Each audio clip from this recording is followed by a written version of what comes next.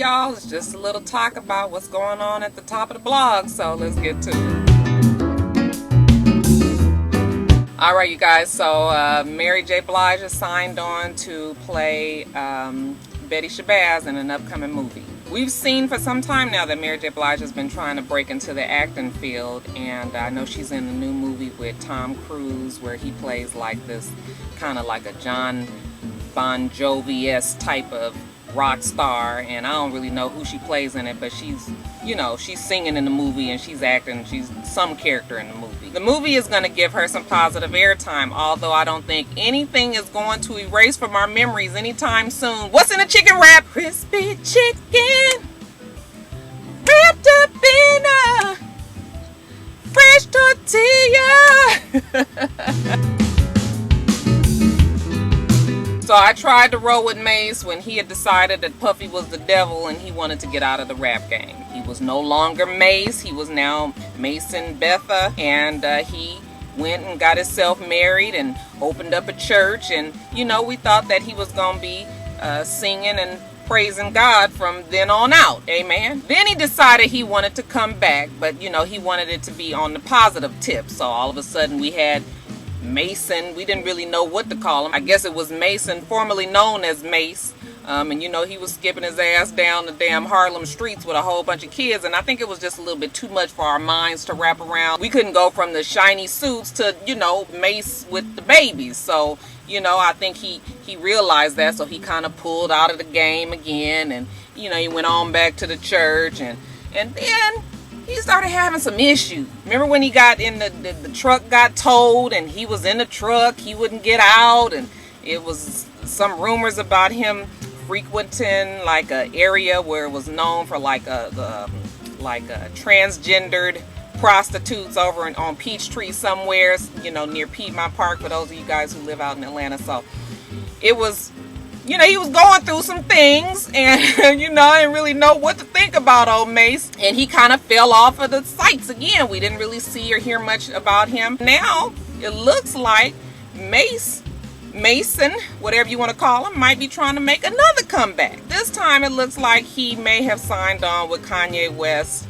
Good music label. It's just a rumor right now. You know how people subtweet and everything, so we gonna see. But I mean, are y'all checking for Mace like that?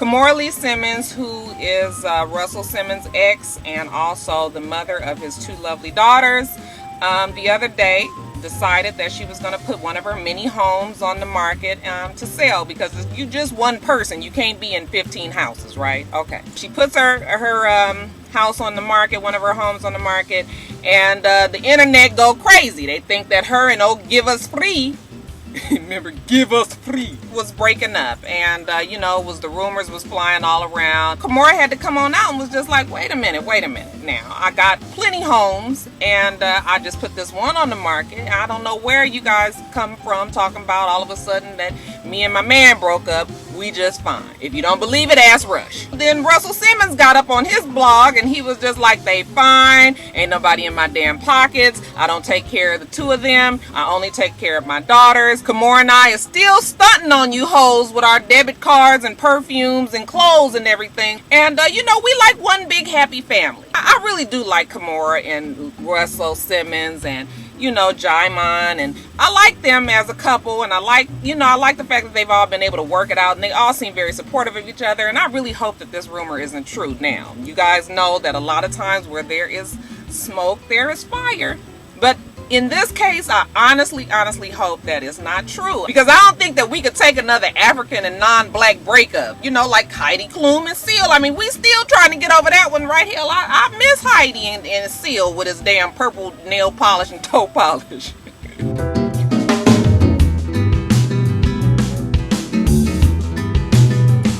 So Nicki Minaj was scheduled to perform at Hot 97 Summer Jam in New York this past weekend, and right before she was scheduled to come out on stage, the DJ, whose name Paul Rosenberg or something like that. I don't remember his name. But anyway, one of the DJs on the station got up there and kind of blasted her. He was just like, you know, we only here for real hip hop, and you know, later for that pop music bullshit, and you know, we only, you know, we keeps it hard to the streets. And you guys know how it goes with, you know, that whole hip hop culture and rappers and all of that. I swear, you guys, that whole hip hop culture, like, I love rap music. I like hip hop culture. I understand it, but you know, when it all boils down to it, the shit is just not that serious. It's music, okay? Music ain't never fucking cured no disease I had. Music ain't never paid none of my goddamn bills. Not mine, at least. And it hasn't done much more than entertain me. Now, it might be more to other people. Obviously, it is. I remember KRS-One. I mean, he wanted to turn it into like a religion or something. I was like, well, if y'all take your big nose ass somewhere. And then Flex gets on there and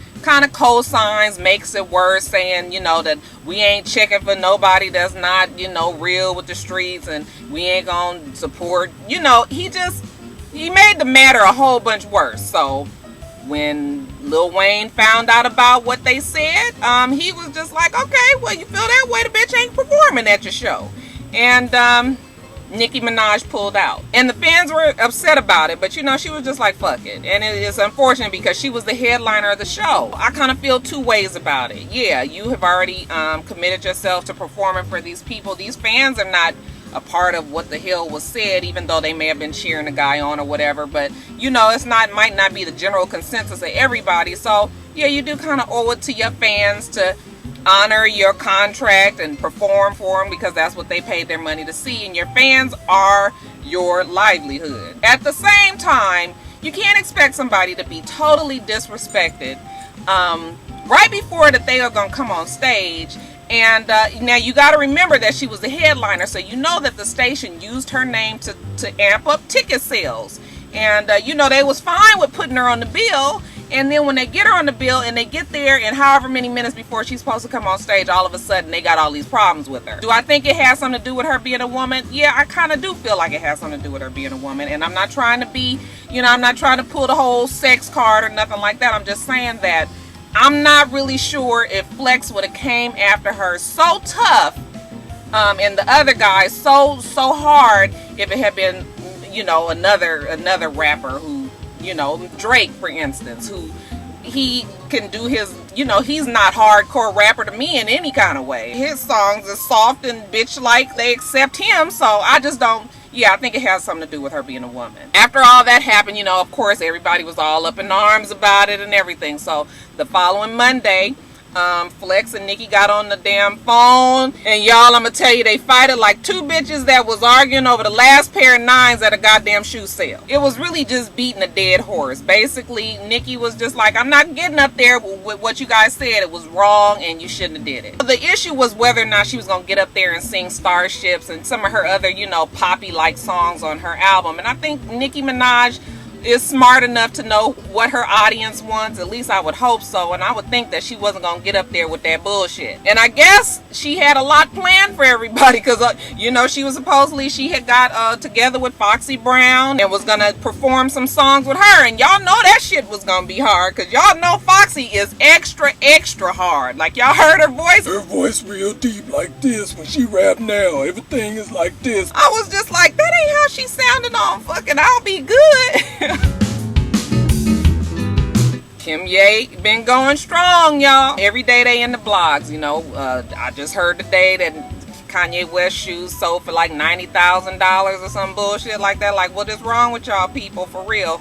That is ridiculous. Supposedly they both put their houses on the market, and supposedly they're thinking about settling down, and supposedly they're supposed to be trying to have a baby. And you know, I don't really believe all that, but the thing is that they are staying in the public eye, and you know, for the most part, I think that they're a cute couple. Like, I don't really see what the problem is, but it looks like Kim done got a little too big for her britches when she went on to the damn Revel concert a couple of weeks ago. So y'all know that Beyonce had her big return to the stage a couple of weeks ago, and Sister Kim Kardashian went to the concert. She got up in there and she somehow weaseled her way backstage. Y'all know how the Carters are. They're intensely private. You know, they keep their circle very small, and they don't want no extra bullshit back in the back. So Kim Kardashian supposedly gets back there, and she get to tweeting herself with some fucking backup dancers and look like somebody is part of the goddamn band or something. Now, you guys, I know that the dancers work just as hard as Beyonce, but I'll tell you what, I ain't got a fuck to borrow from anybody. I don't give a damn about them damn dancers. I don't care about the dancers. I don't care about the backup singers. I don't care about the band. I don't care about security. I don't care about Julius. I don't care about nobody but Beyonce. And the fact that she's tweeting pictures of people that the majority of us don't care about either, it just screams groupieism. Supposedly B is pissed, and they, you know, she lets Kanye know what the deal is, and Kanye is mad about it. And he's like, listen, baby, you're going to have to keep your ass up out of Paris. Paris is where they were going to have their finale show. So Kanye and Jay performs in Paris. Everybody is out there, everybody but Kim. She's at the house babysitting Mason. Now they saying that Kanye West skipped the after party and went on back to his hotel and, you know, was Skyping with his girl since his girl was banned from Paris. I don't know how you ban from a whole country, but, you know, I guess Jay-Z and Beyonce got it like that, right? He goes back to his room and he Skypes with his girl. I don't really know how long this thing is gonna last with Kim and Kanye, because one thing that Kanye loved more than himself, and that is Jay-Z and Beyonce. And if they don't approve of his new woman, I just don't really see it working out. Gwyneth tweeted, "Niggas in Paris for real." And, you know, along with a picture of like a bunch of, well, niggas. Folks was grade A pissed, and I'm gonna assume that it was mostly black people. Now, besides me trying to tell y'all over and over again that Twitter is the damn devil, let me just enlighten y'all on some things, white people. White folks, we done tried to tell y'all plenty times over and over and over again that niggas is our word. You cannot say niggas. You cannot say nigga. You cannot sing nigga. You cannot write nigga. And obviously you cannot tweet nigga. You just can't do it. And I know it's not fair that we have this one word, this one 5-letter word that it only completely belongs to us and that nobody else can have it, but that's just what it is. It's ours. Hell, we can't even figure out if we like the goddamn word. I mean, you know, so many black people got problems with black people calling each other niggas. So you really think that we fix to let you as white people call us niggas? Like, you just can't do it. It has too much weight on it. It's too stigmatized. It's just something that just to make everybody happy that you just need to stay away from. So let this Gwyneth be a lesson to you and everybody else who is of non-black persuasion. Now, everybody from Russell Simmons to Touré to The Dream has rushed in and, you know, had her back. Supposedly The Dream said that it was him who tweeted that from her phone, which I call bullshit. Like, why do you have her phone? You know, why didn't she immediately say, oh no, I didn't say that shit, that was The Dream who said that, he had my phone? You know, the fact that she didn't say any of that at the beginning, it lets me know that 3 days later, don't come telling me some shit about it was The Dream that said it. We not buying that. We smarter than that, niggas and all. Yeah, I think Gwyneth should have just apologized, said, I'm sorry if I offended anybody, but that is the name of the song. You know, kind of approached it a little differently and left the shit alone.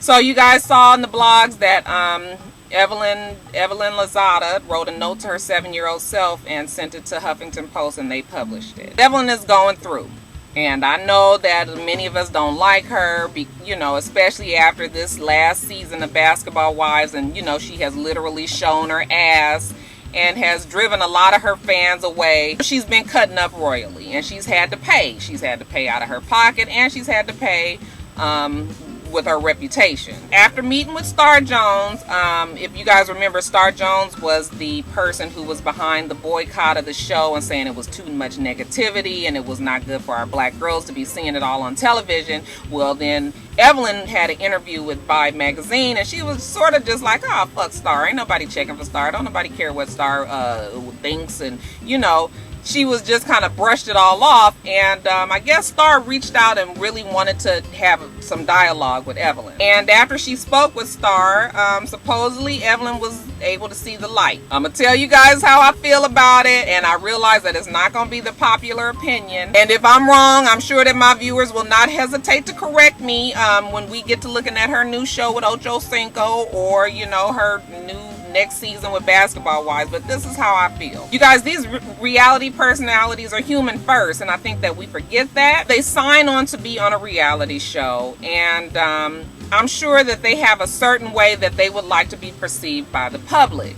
And, you know, they're excited to be on a show. They get on a show that becomes popular. All of a sudden, the show becomes a vehicle. The vehicle starts to gain momentum. It starts to pick up speed. And then all of a sudden, it's on this curvy road, you know, and it's all these different twists and turns of life that happen. And pretty soon, they're speeding down this hill of this curvy road, and they start to lose control. They start trying to pump the brakes, and all of a sudden, the brakes don't give. And, you know, the next thing they know, they just on a wild speed ride downhill, and you know, they lose control of themselves and how they would like to be perceived. I know that it is easy to start to believe your own hype. Like even with me doing this channel, like my channel is very small scale. Like there are plenty of YouTubers who do way more than me, who have really gained a lot of popularity. But you know, even with my channel, I'm very proud of my channel and my however many subscribers, and I've gained a very loyal following, and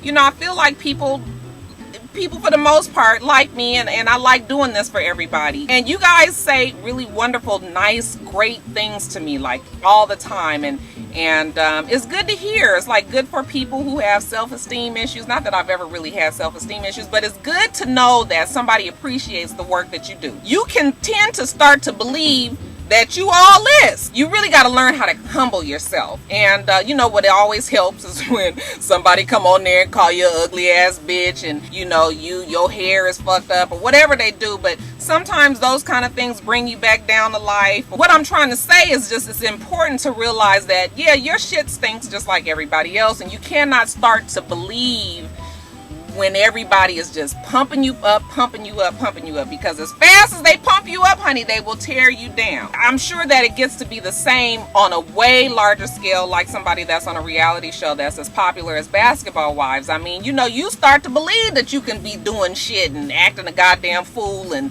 saying whatever you want to say to somebody, because now you're a part of the vehicle and you're not part of reality anymore. You guys can't tell me that Evelyn didn't know better. Evelyn didn't know that she couldn't, you know, act the way that she's been acting in the show and not have to pay for it in some kind of way eventually. Because even if you saw a lot of bullshit in your life growing up and everything, that we're adults now. Like, when the last time you've been to fucking Red Lobster and you saw somebody jumping off a table about to fight? Never. It doesn't happen. Once you start acting the fool like that, it's hard to get your reality and the reality show back together. You're on television, and no matter what you think, there are young people watching your show, and there are young people that are being affected, being influenced by what you do. Do I feel like she's sincere in her letter that she wrote to her 7-year-old self? I want to believe that she is sincere. I feel like she might just be in that aha moment, like Oprah calls it. Evelyn is not my favorite person on the show, and she never has been my favorite person on the show, but I do realize that she is a human being and that everybody deserves a chance to change, and I'm gonna give her the chance to do it.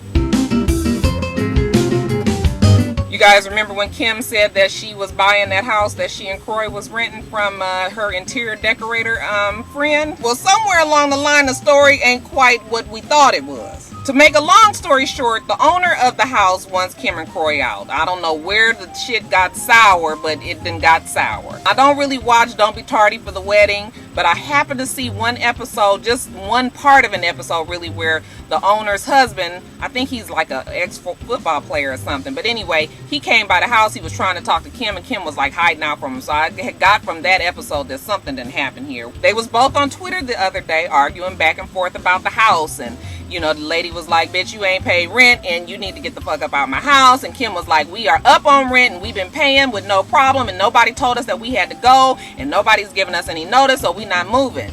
Well, looks like Kroy had sent the email ahead of time back in March sometime, saying that they had planned on moving. So technically and legally, he gave notice that they was going to be moving out the house, and they had 30 days. I believe as of June 1st, they were supposed to be out that damn house, or as of May 31st, they were supposed to be out of the damn house. And this is another reason why I want you guys to just say it with me.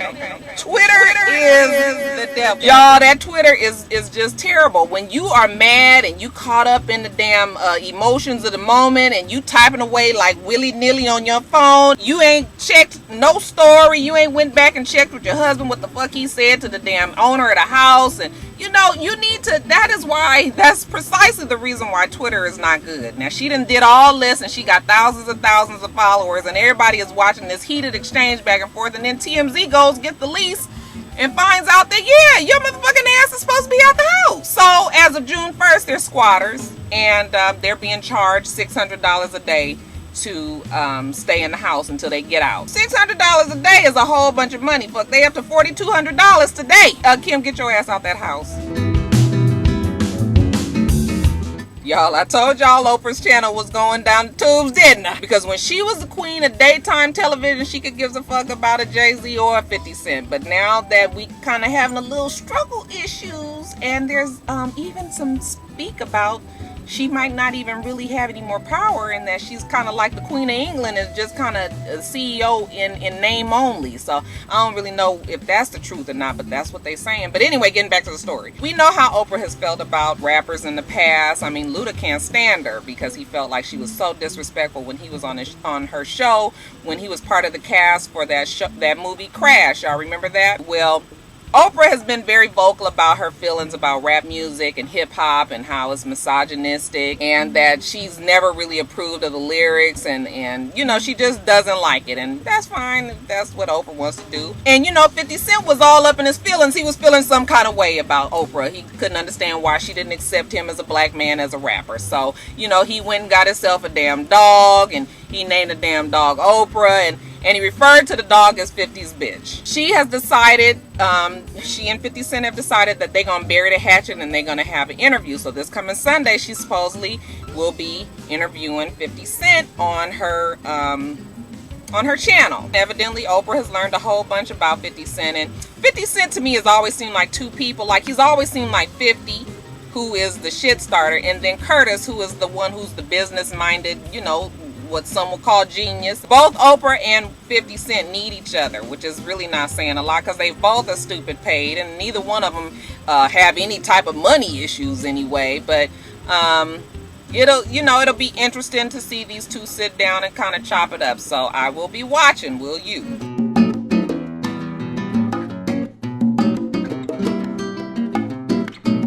Erykah Badu hooked up with this group called the Flaming Lips and filmed a video that made us just about want to get down on our knees and pray to the good Lord that Evelyn has not sold herself to the Illuminati. It came out the other day and we all kind of watched like this. And if you're anything like me, you kind of just wrote it off to, you know, some shock value video that Erykah Badu does. You know, she has shocked us in the past. It was odd, I will admit, and it was a whole lot for the senses. I couldn't tell you how the damn song went. Like, I had to watch it a few times before I even realized that she was singing Roberta Flack's, you know, the first time I ever saw your face. But after I started watching it over a couple of times, y'all, I think I got the video down pat. Let me break it down for y'all. It's about sex. The glitter part is about the beginning of sex, the foreplay, the fun part of sex, the excitement of sex. Like, you know, you guys are about to do it and you preparing, you know, and it's about to happen, and then you get started. So, you know, when you get started, it's just like, oh my God, we fucking. The red part was the blood that comes with, you know, it could represent like the hymen of like a virgin, you know, sex and the mixture of fluids, and you know, it could even be from like rough sex. You know, sometimes it do get like that where, you know, you might get a little blood on in there. And then the white stuff, of course, we know was cum, which is what happens at the end of sex, right? You come, okay? So I really think that that's what it was. Pow, fool! I just got got deep and metaphorical on y'all motherfuckers. When the video first came out, it looked like Erykah was with it. I mean, you know, people had their reactions, and you know, we as black people, I don't know why this whole video today got to be lessons on black people, but let me just break it down again for y'all. Black people, we don't want to get too far out the artistic realm, okay? We need to understand what the fuck is going on the video, and we don't really want to be seeing somebody that we love and admire kind of representing this way. Once we get to seeing red shit, we get to thinking voodoo, and we get to thinking devil and hell, and you know, that might have been the furthest thing from the damn video person's mind, the creator of the video. But you know, we ain't got time to be trying to get all metaphorical and everything. Like, you know, what the fuck is this red shit? So after everybody had their reactions, then of course Erykah Badu comes out a few days later, and all of a sudden she's unhappy with the video, and she feels like they took advantage of her and her sister, and she feels like she didn't get to approve the final product that was put out, and she feels like, you know, nobody communicated the final result of the video was different than what she expected, and you know, blah blah blah blah blah. And again, I feel two ways about that. If she was supposed to get final approval on the video, then yeah, they was wrong for doing that. But I must say that you filmed what you did. You knew you had you was asshole naked. Your sister was asshole naked and titties out and coochie out. You was in the tub and you was filming. Like, what did you really think was gonna happen here? I mean, even if they decided to have the green screen and change it up and it was gonna be some astronomical, like, I still really don't know exactly what you thought might have came out of the video. You didn't have no concern at the beginning that we ain't got no goddamn clothes on and we up in all this shit that kind of looked like blood, it kind of looked like cum? That did never enter the thought process at any point. So I want to know what you guys think on this. Do you really feel like she was taken advantage of, or, you know, do you feel like she's pulling a Brian McKnight, and after the reactions of everybody came out, that she decided that, you know, she was gonna backpedal and not like the video? All right, you guys, we do this every week, so you make sure you rate, comment, and subscribe, okay? And make sure you come back.